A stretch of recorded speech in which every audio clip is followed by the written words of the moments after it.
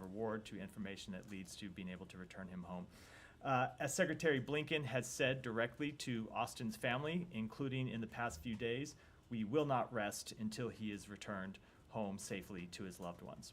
Second, the United States supports a peaceful transition of power to a representative, accountable Syrian government through an inclusive process led by the people of Syria in the spirit of UN Security Council Resolution 2254.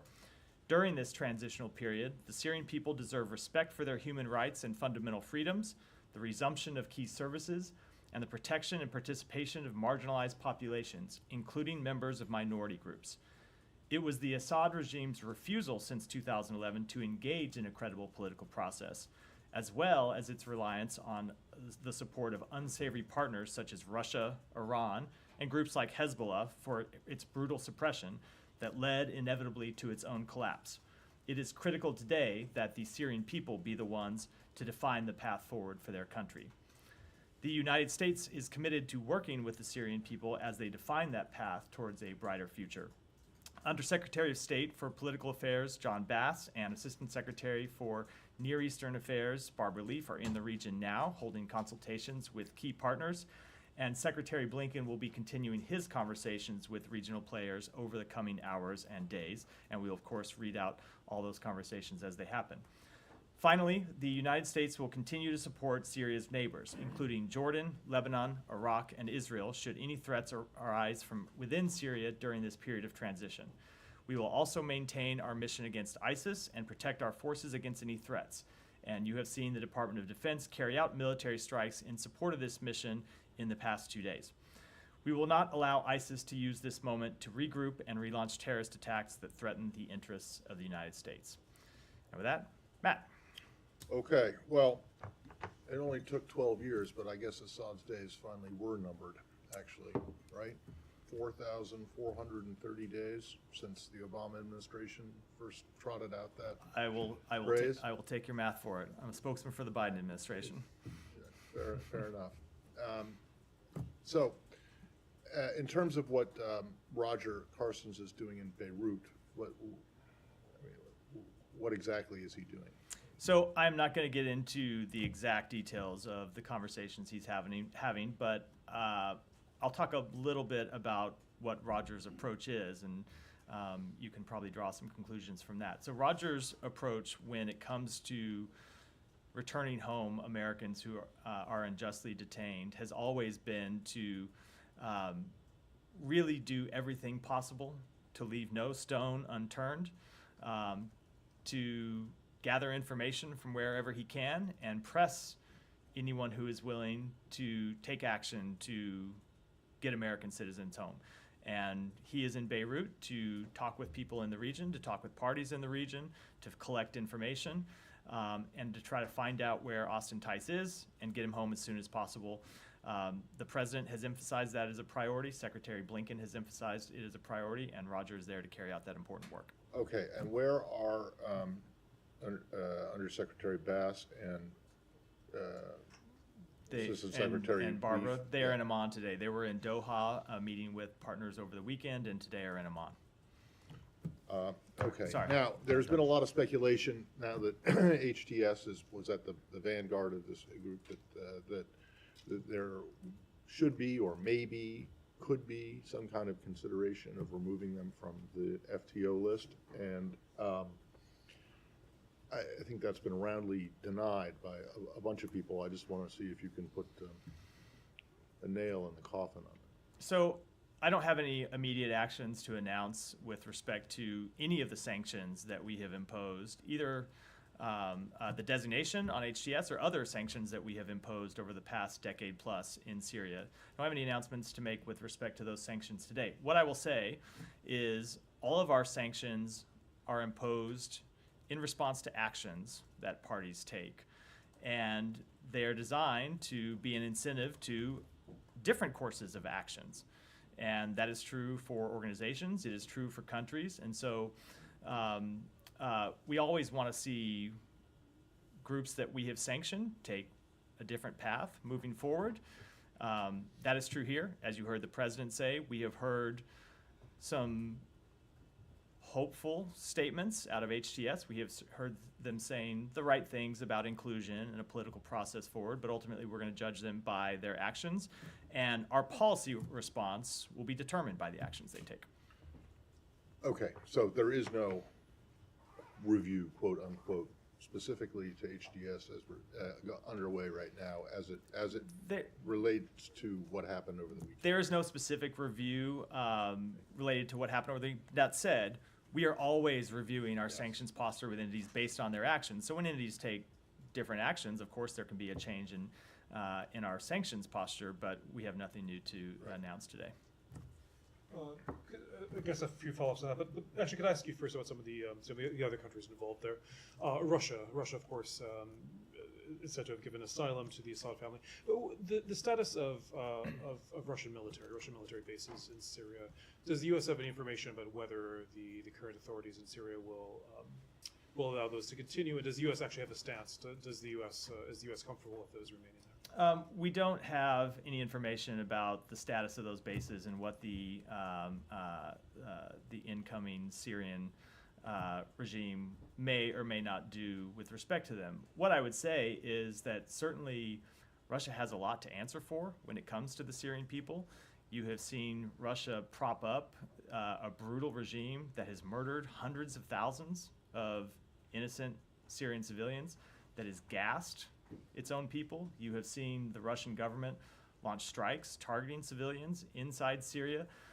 And now, most recently, you see Russia giving safe haven to the brutal tyrant responsible for those attacks. So they certainly have a lot to answer for with individuals across Syria about their history of supporting Assad and their own pattern of behavior inside Russia. And it would not surprise me at all if people in Syria are asking those questions when it comes to the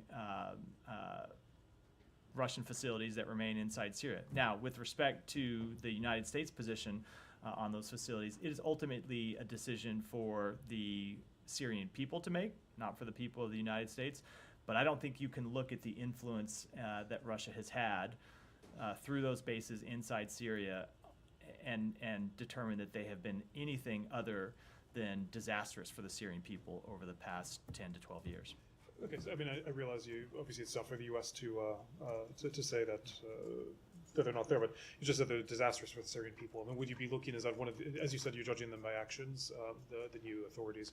Is that one of the actions you would be judging them by, what the relationship they keep with We Russia? are going to be judging them by the whole range of their actions, but when we talk about the actions that they're taking, ultimately what we want to see and what we are judging them by are the kinds of ideas that are ideals that are laid out in UN Security Council Resolution 2254. So an inclusive political process moving forward, respect for minority groups, either religious minorities or ethnic minorities inside Syria, an ultimate transition towards elections, the cessation of hostilities. Those are the types of things to which we're referring. Can I just ask you about another neighbor, Israel? Israel has said that, since the first time since the aftermath of the Yom Kippur War has openly gone across the Golan Heights and said it's creating what it calls a temporary buffer zone. How do you feel about this? I mean, the UN has said that it's a violation. Does the United States agree? First of all, does the U.S. agree that it's a violation? So let me say a few things about it. Number one, I think it's important to put in context what happened that led up to this event. First of all, the Syrian army abandoned its positions in the area around the negotiated Israeli-Syrian buffer zone, which potentially creates a vacuum that could have been filled by terrorist organizations that would threaten the state of Israel and would threaten civilians inside Israel. Every country has the right to take action against terrorist organizations, and every country, I think, would be worried about a possible vacuum that could be filled by terrorist organizations on its border, especially in volatile times, as we obviously are in right now in Syria. The second thing that is important is that Israel has said that these actions are temporary to defend its borders. These are not permanent actions. And so ultimately, what we want to see is lasting stability between Israel and Israel and Syria. And that means we support all sides upholding the 1974 disengagement agreement. Do you feel that they're holding up that disengagement agreement? Well, look, this is a temporary action that they have taken in response to actions by the Syrian military to withdraw from that area.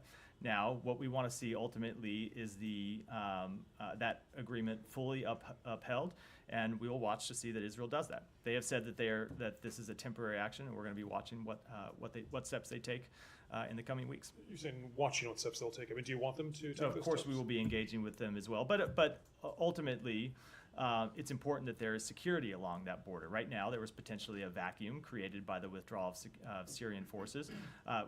We don't want to see a vacuum there either that could be filled by terrorist organizations. That's not good for, not just for Israel's security, it wouldn't be helpful potentially to the people of Syria. If you see a terrorist group move into the area that was vacated by Syrian forces, and could lead to an outbreak of hostilities across that border, something that we don't want to see either.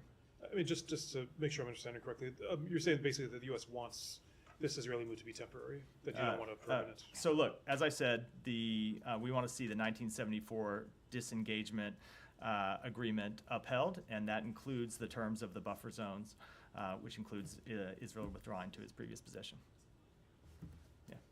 Just on that quickly, did Israel give you a heads up before doing that? We have been consulting with them about the situation. I'm not going to speak to the contents of those private diplomatic Right. conversations. Did they describe what temporary would look like? Is it 6 months, 1 year, I'm or just not 30 gonna, years? I'm not going to get into those diplomatic conversations. Okay. Going back to U.S. engagement with some of these Syrian rebel groups. Yesterday, a senior administration official talking to reporters said U.S. is in touch with some of them. Can you explain which ones? And given that HTS is designated and there is a bounty on Jolani's head, is that a 100% impediment for you guys to even indirectly engage with them, or not really? So as a legal matter, no, it is not. We do have the ability to engage with organizations that have been designated. You might remember that the previous administration engaged with the Taliban while it was a designated terrorist organization, and struck an agreement to withdraw from Afghanistan with the Taliban while the Taliban was a designated terrorist organization. So we do have the ability, when it is in our interest legally, to communicate with a designated terrorist organization. There are things you can't do under the law, but talking with people is not one of them.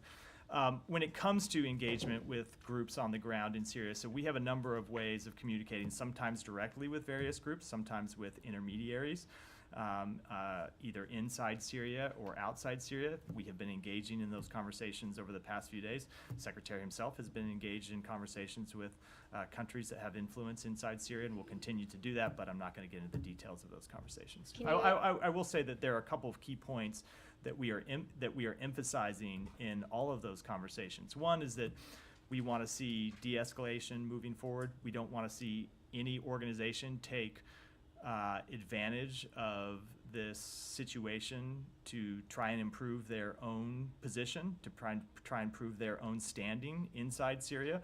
We want to see ultimately a political reconciliation and a political path forward that answers the interests of the Syrian people, not the narrow interests of any one of the various organizations that are active militarily inside Syria. Right. Is the U.S. government trying to engage with Jolani himself?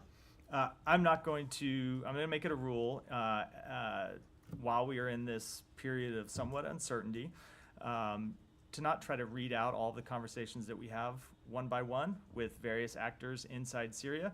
But I can tell you that we believe we have the ability to communicate one way or the other, directly or indirectly, with all the relevant parties, and we will make clear the interests that I just outlined, both in the top of my remarks and in response to your previous question. We will be making clear that those are the interests of the United States, and what we believe are the interests of the Syrian people that we want to see upheld. And one final broad thing. Over the last 4 years, we didn't hear a whole lot about Syria from this podium or in the briefings. This was clearly an issue that was on the back burner. I'm sure you're going to disagree with the premise of this question, but that is simply a fact based on observation and our experiences here. Do you feel that that's undercutting your efforts right now? How much of an influence do you think you have in the waning days of this administration? Well, first of all, let me say most of what I talk about from this podium is not my choice; it's yours. Except for my various opening remarks. But I get. Let me just say. I get up here. Hold on. Let me just say. Our questions are based on U.S. foreign policy priorities. Let I didn't interrupt the question. Please Sorry, let go me ahead. finish the answer. I get up here and I respond to the questions from the reporters in this room, and I don't think it's fair to judge my lack of responding to the lack of questions about Syria as a indication of the work that has been going on inside the department and inside the administration. I will tell you that, of course, you will see a lot of the public work around matters that become new flashpoints, matters that require serious political engagement from the senior leaders of this department. But the Syria policy that was developed during the latter stages of the Obama administration, to go back to the point that Matt started this briefing with, that is largely carried through to this day. Ultimately, I would say has led to the situation we're in today. And I would combine that with the policies this administration has pursued to weaken Bashar Assad's main backers, Russia, Iran, and Hezbollah, which of course is itself backed by Iran. So it is the sanctions that we imposed on the Syrian regime that weakened the Syrian regime. It is the international coalition that we marshaled to hold Assad accountable. And then the fact that when Assad found himself at a moment of weakness in the past 10 days, the fact that his biggest backers had been weakened by diplomatic and military efforts supported by the United States, that had a role in what happened too. It had a major role in what happened too. So I would say, despite the oftentimes lack of public conversation about Syria in this briefing room or elsewhere in the United States government, when you look at the policies that we have pursued to take on Iran and to take on Russia, and you combine them with Assad's lack of any meaningful political engagement with his own people, that's what got us to where we are today. Maybe we can have a whole separate Syria briefing now that this is a flashpoint, and then we Sounds can have like we are. We can have the back and forth, but I'm going to let that rest. Yeah. The Taliban were never designated an FTO. In fact, the guy who President-elect has nominated to take over this building fair introduced enough. a bill just a little over Fair a year enough. ago that would I take it require back. this. An organization. Now, they are an an SDGT, but that there are different requirements so under that. you're right, not an FTO, an SDGT. I often get that distinction wrong. That said, the rule about engagement, the ability to have conversations, is the same for both of those designations. Can you check that? Yeah. All right, thanks. It's clear that you have the ability to engage with all these different groups, but you can't say with a bit more clarity whether you intend to or not engage directly with the person who arguably led this operation to depose of Assad? So I just don't think it's productive for me to do that today. We want to have conversations with the key groups inside Syria, either directly or indirectly. It's obvious that HTS is one of them. We want to make clear to them the same points that you have heard the president make publicly. We also want to engage with any organization that might have information about the whereabouts of Austin Tice, so we can try and bring Austin home. But I'm just not going to get into the details of those conversations publicly. I wanted to follow up on Tice. Why wouldn't Carstens go to Beirut now that the border's wide open, people are flowing in? It would seem that he could go right to the source and engage with people Syria, who are... you mean? Sorry, what did I say? I think Yes. you meant Syria, Beirut. Go right in. He's in We all, Beirut. we all misspeak sometimes. Why wouldn't he go across the border into Damascus? I'm not going to talk about what travels Roger may or may not make in the coming days. He's in Beirut today. He's working to get Austin Tice out, and I'll leave it at that for today.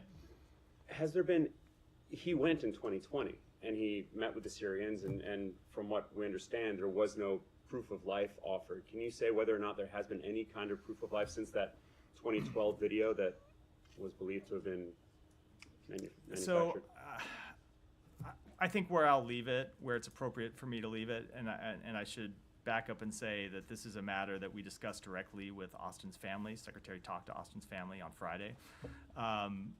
We believe, we assess that he is alive, and we are working to try and get him home. And I think the details that lead us to that conclusion, I think I ought to not speak to publicly. And just last thing, they did say on Friday that they have a new source. They have new information that he's alive and being treated well. Is there anything new as far as you understand it? I'm just going to leave it with my previous answer, which is we have reason to believe that he is alive. We are working to bring him home. And when it comes to the details that lead us to believe that, we ought to keep those discussions private with his family and not air them publicly here, I think.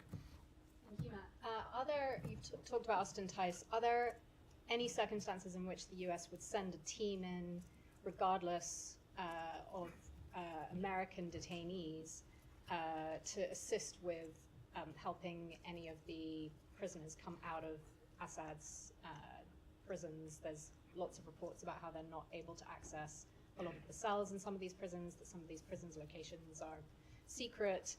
Is there a scenario where the U.S. could help with that at all? I just don't want to get into hypotheticals.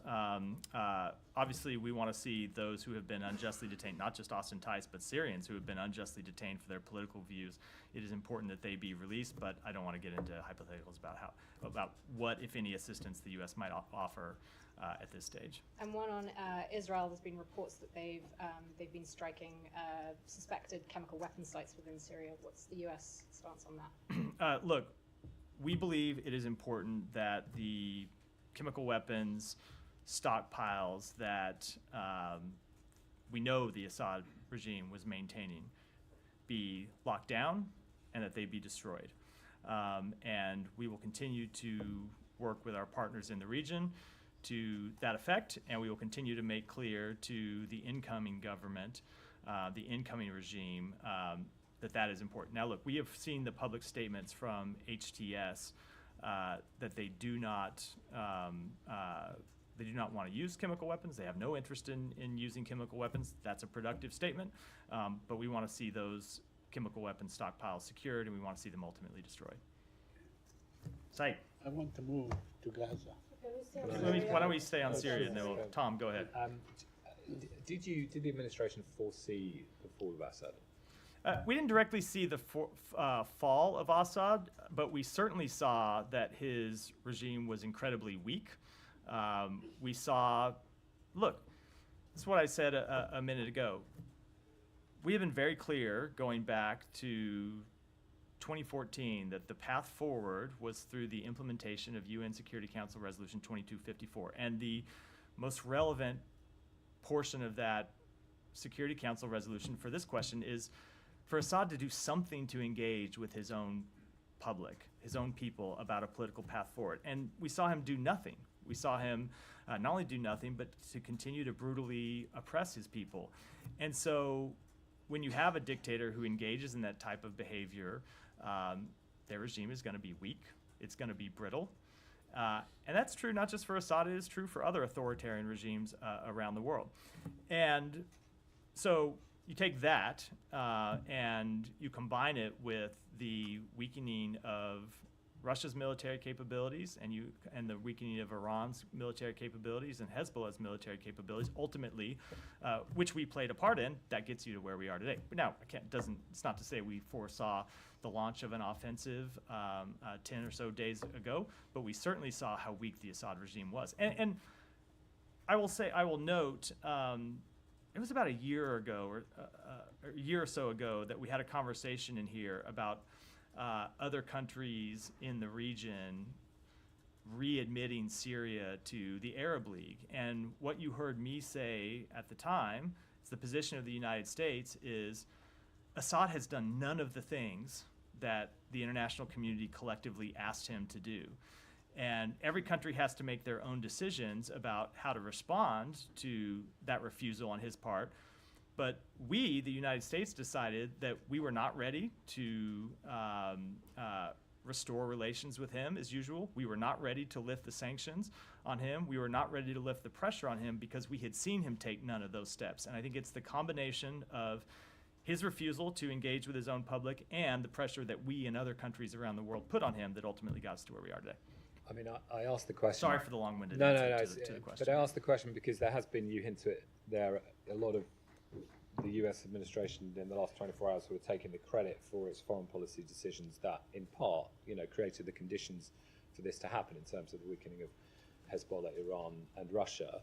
And therefore, there's a sort of, if you kind of break it, you own it, part of the foreign policy element, which is what now is both has been your planning for this eventuality, and therefore what leverage do you have, what influence do you have on the players now that are in control in Damascus? what can you say now that will influence them to do the kind of things you want them to do? So I don't want to totally reject the premise of the question, Tom, because I do respect the question, but I do think that at a time like this, that really is the wrong way to look at the question. It is not a question of what leverage or influence the United States has, because ultimately, this is a process that needs to be led by Syrians, not by the United States, not by any other country in the region. And so what we can do is make clear that we will support the Syrian people on this path towards a better future. We're going to protect our own interests while we do that. We're going to make sure that ISIS doesn't reemerge. But it is not for the United States to try to use its influence or leverage to dictate any path forward for them. We want to see them make those decisions on their own. Now, we're going to be clear in engaging with all of the relevant parties inside Syria and elsewhere in the region that there are a few core fundamental principles that we want to see respected as that moves forward. But ultimately, that is these are decisions for the Syrian people to make, not for us. But I mean, I'm just thinking, if you're HTS and you're thinking about the way ahead, and clearly, there is a direction you want them to take and one you don't want them to take. And so I'm asking about what you can do. Yeah, fair question. Look, fair question. So there are sanctions that the United States has imposed on Syria. There are various forms of diplomatic relations that we hold with countries and that we suspend with others. All of those things are the tools that the United States has in its toolbox when it comes to responding to this situation. And so when I say that we will judge HTS by their actions and we will respond through our own policies, that is the kind of thing that I am talking about when I make that sort of statement, when the Secretary and the President make those sort of statements. And just finally on that point, then, I mean, for Syrian people who've endured it's just utter brutality and under Assad and then the ravages of this civil war for many years now, and when they, I asked the question about what trust they should have in the US when it comes to this, because the moderate opposition groups, that they desperately wanted more US support for years. There was this, funding program that was pulled. There was the chemical weapons being used by Assad, and people wanted to see American planes in the sky at some point. During that, they didn't see them. They wanted air defenses against Russia's bombardment of Aleppo and hospitals and homes in parts of Syria. And there are people who feel abandoned. I feel the US didn't come to their aid at that point. So what can you say now to sort of let me say that first of all, we stand with the Syrian people, and we have always stood with the Syrian people and stood against the brutal tyranny of Bashar Assad. Now, we have to make difficult decisions when it comes to direct military intervention, because we know that oftentimes the consequences of direct U.S. military intervention, either in the short term or the long term, outweigh the benefits that intervention can provide. And so those are the kinds of difficult decisions that we have to make. I know I stand in this briefing room all the time and am asked very hard questions about the result of the U.S. supplying weapons to parties in the Middle East. So they are difficult decisions that we have to make. But I will say, we have always stood by the Syrian people, and we have taken actions to hold Assad accountable and to put pressure on the regime.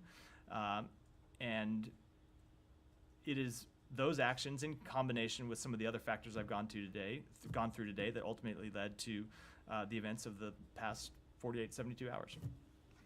Yeah, Nadia. Thank you. I have a follow-up and a couple of questions. Is this a time frame that you want to give Hayat Tahrir Sham to assess their behavior? Because today there was a meeting between Ahmed al-Shara, which is Julani, formerly known as Julani, with the former prime minister of the regime. They're securing the central bank, they're doing certain things for the people of Syria. Because if we're talking about weeks or months, that will take us to the next administration. So it will be really under this administration to assess them, to take them out, or to keep them on the list. So I can't give you a time frame today. I do think we all ought to take a beat and just recognize that we are not even 48 hours now since the Assad regime fell. So we are in the very early days of seeing what's going to happen next and seeing what actions are taken by HTS and other parties inside Syria. So we're going to make ongoing assessments based on their actions, and we will respond based on those actions, but I can't give you any kind of timetable for how that will unfold going forward. Okay, the president said yesterday that the Assad regime or Assad himself should be held accountable.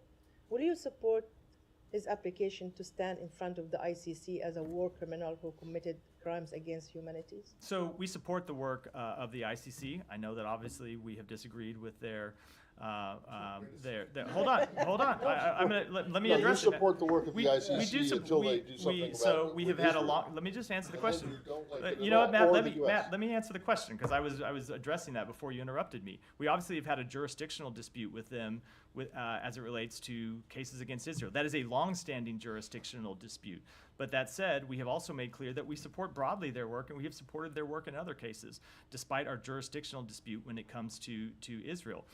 But that said, when it comes to Assad, I suspect that before you ever get to the ICC, the people of Syria are probably going to want him to return home and stand judgment for his crimes in Syria. He's not going to return home. I mean, these are Russians under the Russians' protection. I doubt that he's going to. I mean, if he's not going to return home from Russia, I doubt he's going to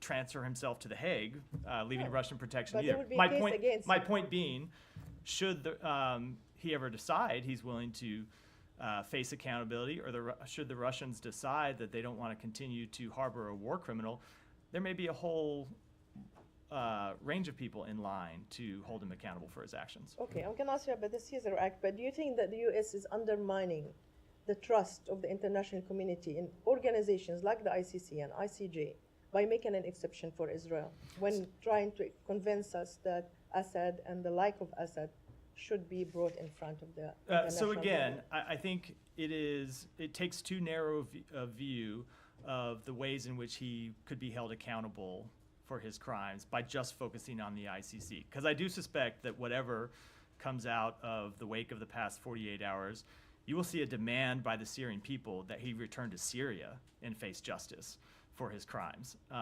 and that would be the court of first jurisdiction before you even get to the ICC. Okay, So I think that's true. But when it comes to the overall question, I know we have a disagreement with other countries around the world, but this has been a long-standing, good faith disagreement about where the ICC has jurisdiction and where it does not, based on the fact that there is no recognized Palestinian state. Okay, but that was the norm because this is what happened with Rwanda. This is what happened with ex-Yugoslavia, etc. Final question: the Caesar Act sanctions is going to expire on December 20th, I believe. Do you think that this should be expired now that the regime is no longer there? I don't have any announcements on that act today. We're going to continue to watch what happens and make our decisions moving forward based on it. Syria? Yes. Yeah, go ahead. Follow up. Yeah. Yeah, can you Sorry. talk about the U.S. alliance with Kurdish forces in Syria, and how does the U.S. support for SDF look like after the fall of Assad regime? There has been no change in our posture with respect to support for the SDF. They continue to be a vital partner in the fight against ISIS, and they will continue to be so. How about the U.S. Military troops deployment in Syria? Is that fair to say there's no change? So there has been no change with respect to anything forward-looking. I'll defer to my colleagues at the Pentagon for that question.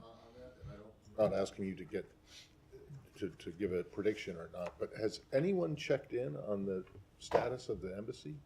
Are the checks Oh, yeah. still your protecting power? So- it's been a long time since we talked about So this. The checks still there? a couple things with respect to that question. The checks are, or maybe were still our protecting power, but the checks have left their embassy in Damascus. There you go, so there's- protecting power so- for the protecting power. Yeah, that is beyond my grasp, unfortunately. That said, we have taken steps to secure our embassy, and we believe that our embassy, which of course we're not staffing at the time, but that our embassy is still secure. Well, what steps? I don't think I should. It's a security matter, so I don't think I should get into it from here. But obviously, Are there U.S. There are no U.S. personnel, there are no U.S. forces there, but we are at times able to engage with local parties to maintain the security of our embassy, make sure that it is not breached, and we have taken those steps. Michelle. On Syria, on Manbij, how do you view the fights between SDF and SNA, and are you coordinating between the SDF and Turkey to escort SDF militants from Manbij? So our stance on this with all of the relevant parties has been clear that we don't want to see an escalation. We don't want to see anyone take advantage of this period of instability to try and further their own position inside Syria. We are making that clear to all of the concerned parties in the region. When you look at the important work that the SDF does to prosecute the fight against ISIS, to secure prisons where ISIS fighters are held, we don't want to see them distracted from that important duty in any way possible. So we'll continue to make that clear to the relevant parties in the region. But the SDF militants are besieged in Manbij. Are you working on this to escort them, to take them out, or? I don't have anything to announce from here beyond what I just said about the But, situation. another one too. Were the HTS able to control whole Syria in 7 days without any international support, in your view, and who was or who supported them? Well, the United States wasn't supporting them, and I think I'll let other countries speak for themselves. And finally, on Iran, to what extent are you concerned that Iran, after losing Hamas, Hezbollah, and Syria, will move forward to get the nuclear bomb? So look, that is obviously an issue that we have been concerned about for some time, and something that we have been watching for some time, and something that we coordinate with our allies and partners. And without making an assessment, I will just repeat what we have always made clear, which is that President Biden will not allow Iran to obtain a nuclear weapon, period, full stop. Thank you. Yeah. But on Russia angle of this topic, legality of granting political asylum to al-Assad, is it legal? Does he have a case here? Do you think? And if when it comes to holding al-Assad accountable, if Russia refuses to hand him over, does it make Russia complicit? So I think Russia is already complicit in Assad's crimes against the Syrian people. I don't think you need any further actions by Russia to prove their complicity. And then with respect to the question of international law, I'm just not qualified to opine on that. Back to Tom's question, he mentioned that you guys are taking credit for your foreign policy decisions on this. Ukraine angle. Both President and Secretary mentioned that Ukraine fighting back Russia, weakened Russia, and that did actually contribute to this victory. Does that further signify support for Ukraine in months, days, years ahead? So I can't speak for years ahead. Obviously, I'm the spokesperson for an administration that will be in office for a little over 1 month. I can tell you that as long as President Biden is in office, we will continue to support Ukraine. And I would point to the broad support for Ukraine in the United States Congress and among the American public. But of course, I can't speak to decisions that the next administration will make. Saeed, finally. I move on to Gaza. But first, I wanted to... the rest of the room might get angry again, but it's fine with me. Yeah, I want to ask you very quickly on Syria regarding Giuliani. Is the bounty on his head still operative? If somebody were to turn him today, we would collect millions of dollars? I would have to take that back. Okay, then we move on to Gaza. It's just a factual question I don't know the answer to. Okay. All right, I'll move on to Gaza. UNRWA just issued a situation report number 150, that really draws a very abysmal situation. It happened, it is updated between November 26th and the 3rd of December. And I was wondering, what is the aid situation? Since the 12th of November, when the United States said that Israel was allowing some aid in, can you update us in figures and terms and so on? What is happening with aid to Gaza? With respect to actual figures, I'll have to go back and take that back and get you. But I can speak to the broad pattern. So we did, after the Secretary and Secretary Austin sent that letter, we did see Israel take a number of steps. Now, the actual delivery of aid inside Gaza continues to be incredibly challenging because of the security situation there. The primary impediment continues to be the looting of convoys that try to deliver the aid that makes it to Gaza, actually to that last mile, so it can be distributed to people, and it continues to be something that we work on. with our United Nations partners and with the government of Israel. So, can you update us on what effort have you taken to ensure that whatever level you want to see going into Gaza, what measures have you taken in the last week, the last 2 weeks, the last 3 weeks? So I can tell you that Secretary Blinken met with the foreign minister of Israel in Malta on Thursday of last week and made very clear to him that though Israel has taken important steps to improve the humanitarian situation, they continue to need to do more.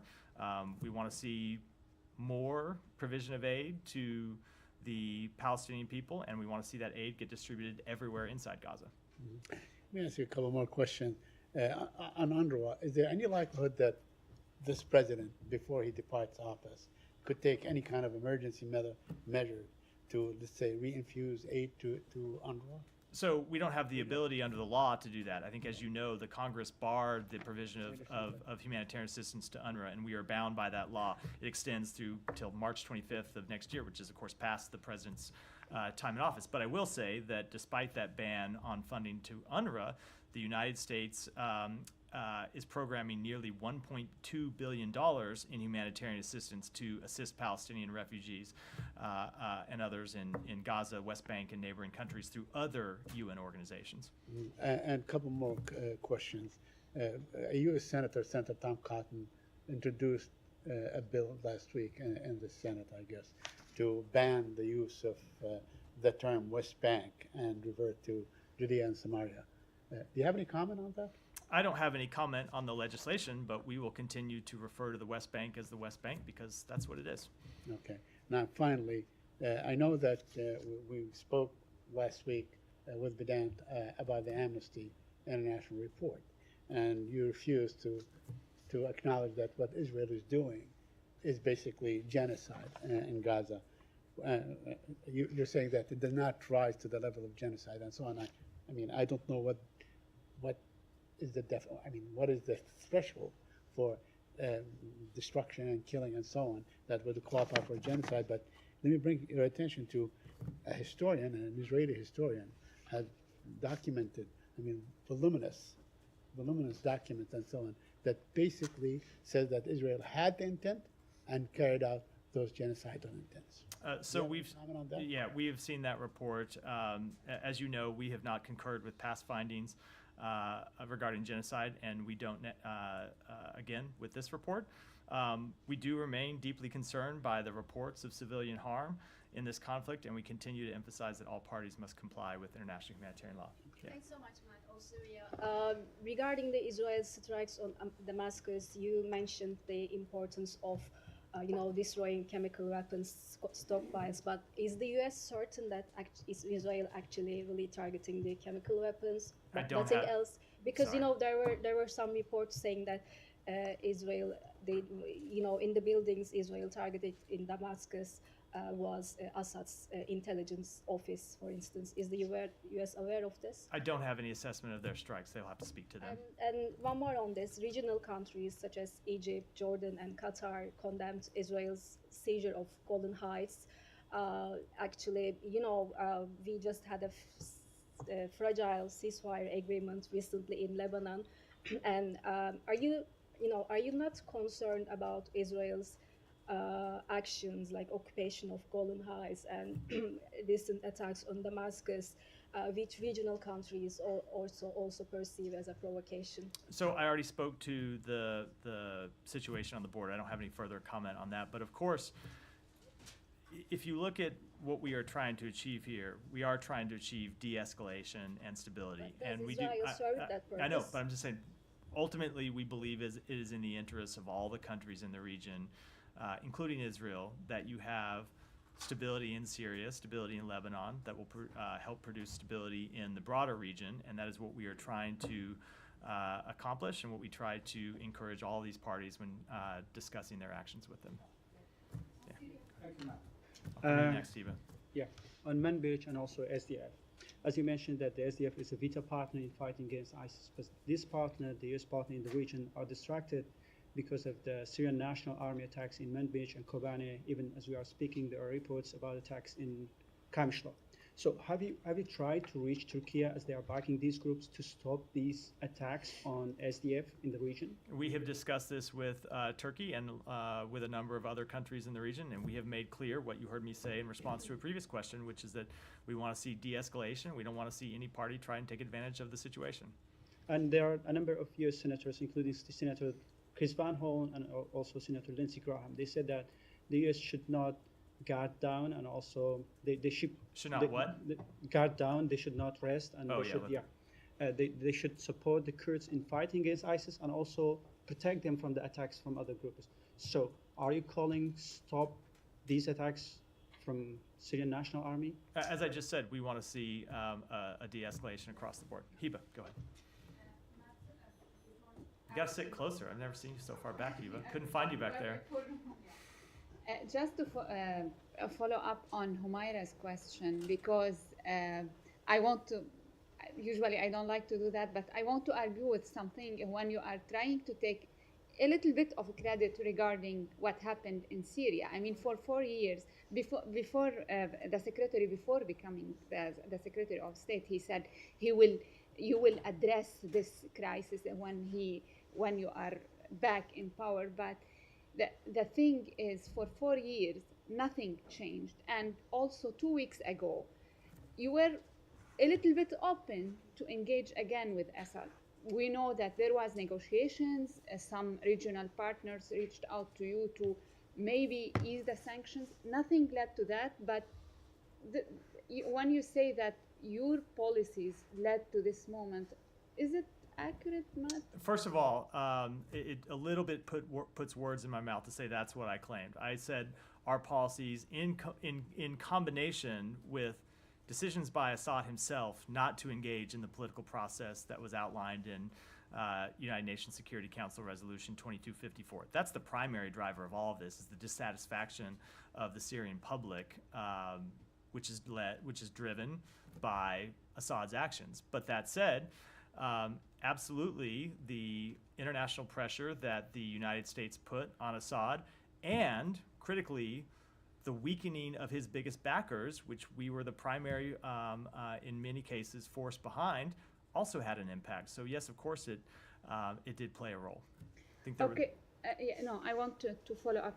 I felt like I forgot part of the question, but maybe not. No. Maybe I answered it all. The second question is, yesterday in a briefing, a senior U.S. Official said that Assad asked Hezbollah for help, for support in Syria, and they didn't step up.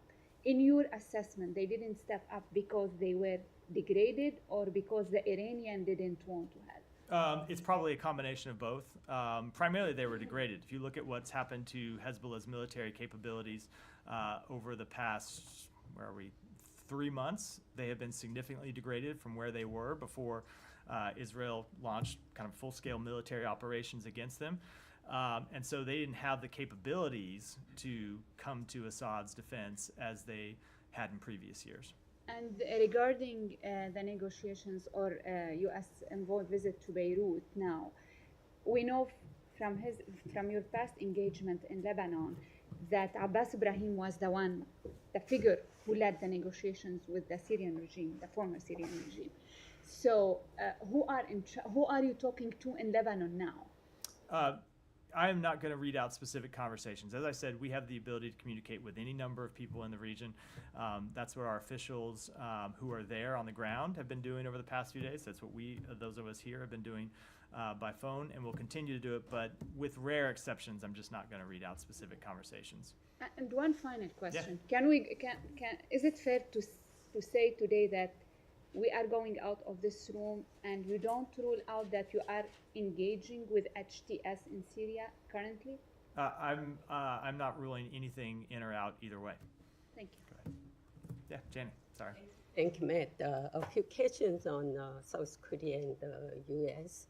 The impeachment vote against South Korean President Yoon failed. As an ally, how does the United States view the state of confusion caused by the constant impeachment and the abuse of certain political parties in South Korea? So I'm certainly not going to comment on political parties inside South Korea. What we want to see and what we have been pleased to see over the past few days is the democratic resilience of the Republic of Korea during a period of testing and uncertainty. And what we expect going forward is that political disagreements continue to be resolved peacefully and in accordance with the rule of law. Will this chaotic situation in South Korea affect official meeting or event between U.S. and South Korea? The alliance between the United States and the Republic of Korea remains ironclad. We are committed to the peace and security of the Korean Peninsula, and we will continue to be. Last, the high-level consultation meeting between the U.S., South Korea, and Japan held in Tokyo for resolving the North Korean nuclear issue. Do you have anything, or also, and the U.S. South Korea nuclear consultative group meeting was canceled?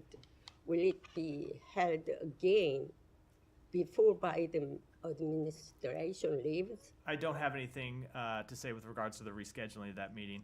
I can tell you that when it comes to the trilateral meetings between our three countries, something that we thought was important to establish, Assistant Secretary Critton Brink is in Tokyo now, either is in there now or will be there tomorrow, to hold meetings with his counterparts from the Republic of Korea and Japan. We believe the strengthening of that trilateral alliance has been an important engagement under this administration, and we will continue to pursue it during our final days in office. Thank you. Thanks, Matt. So just overall, what is the current U.S. view of HTS? Is Syria now a terrorist state? HTS continues to be a designated terrorist organization by the United States, but as the president said, we're going to judge them by their actions moving forward. But is Syria a terrorist state now? Syria is very much a state in a period of transition right now, and I think it would behoove all of us not to be hasty in pronouncing judgments during an unstable time. And do we have any updates on the undersea cables that were cut? I do not. And then has the administration urged the Ukrainian government to expand its military draft pool? So we have had conversations with the government of Ukraine about the security situation it faces in the east. You heard the secretary speak to this somewhat when we were in Brussels last week. Ultimately, the decisions about the composition of its military force, those are decisions that the Ukrainians have to make for themselves. What we have made clear is that if they produce additional forces to join the fight, we and our allies will be ready to equip those forces and train those forces to enter battle. Thank you. The question on Korea in the back. Oh, yeah. Go ahead. So U.S. has continuously expressed support and solidarity with Korean people, not specifically the RK government. So do you have any message for the Korean public who, despite impeachment votes being blocked by boycott of ruling party, are keep calling for President Yoon's immediate departure to uphold democracy and rule of law? And in addition to that, who do you regard the counterpart in RK as to President Biden? Because President Yoon, who is remaining in power despite his illegitimate act of declaring martial law, is now under prosecution and travel ban. So first of all, when it comes to our relationship with the Korean people, we stand shoulder to shoulder with the Korean people. And that is, of course, most true in times of testing and uncertainty, as we have seen over the past week. But what we believe is important, and what we have seen over that past week, is the democratic resilience of Korea. Democratic resilience that was hard won over a period of several decades. So we will keep lines of communication open with all relevant parties in the Republic of Korea.